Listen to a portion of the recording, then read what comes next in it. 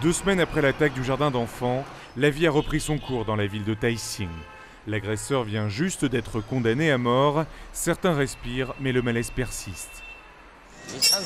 La peine de mort, c'est très bien. Qu'est-ce qu'on aurait dit si on ne l'avait pas eu? Un homme qui s'en prend à des enfants sans défense, qu'est-ce que ça veut dire? Le problème pour moi, c'est que le gouvernement ne nous informe pas assez sur ce qu'il fait. On a très peu d'informations dans les médias. Pour étouffer le débat, le gouvernement chinois a en effet interdit à la presse d'enquêter. On sait que le forcené, un chômeur d'une trentaine d'années, a blessé 29 enfants et 3 adultes avec un couteau à viande. 4 écoliers sont encore dans un état grave, mais des bruits courent sur Internet parlant de la mort de l'un d'eux. Au jardin d'enfants, les traces du drame ont disparu et la directrice adjointe préfère éluder les questions. Au moment du crime, j'étais en train de donner un cours. Je ne sais pas trop ce qui s'est passé, les causes du crime. C'est pareil, je ne peux pas trop en parler. Mais maintenant, notre jardin d'enfants est parfaitement sécurisé. On a plus de personnel pour surveiller.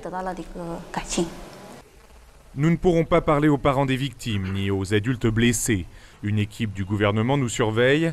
Nous cherchons à comprendre les causes du drame. Un porte-parole nous donne l'interprétation officielle. Le criminel n'est pas un fou, il est devenu désespéré après un interdit bancaire et la perte de son emploi. Il n'avait plus de ressources, plus d'espoir, et il a craqué. L'agresseur de Taixing ressemble aux 5 autres forcenés qui ont attaqué des écoles ces 6 dernières semaines. Le dernier en date, armé lui aussi d'un couteau, a tué 7 enfants dans une école du Shaanxi. Chaque fois, ce sont des hommes d'âge mûr et en désarroi social, sans emploi ou en conflit suite à des confiscations. Certains parlent de désespérés qui se sont imités entre eux. Les forts martyrisent les faibles. Et les faibles s'en prennent à plus faibles qu'eux. Ils utilisent leurs couteaux contre des enfants. Cela reflète leur lâcheté. Ils se vengent de la société. Mais pourquoi le font-ils? Parce que leurs droits ne sont pas garantis. C'est ce qu'il faudrait faire si on veut moins de violence en Chine. Le grand absent du débat, c'est la psychologie des assaillants.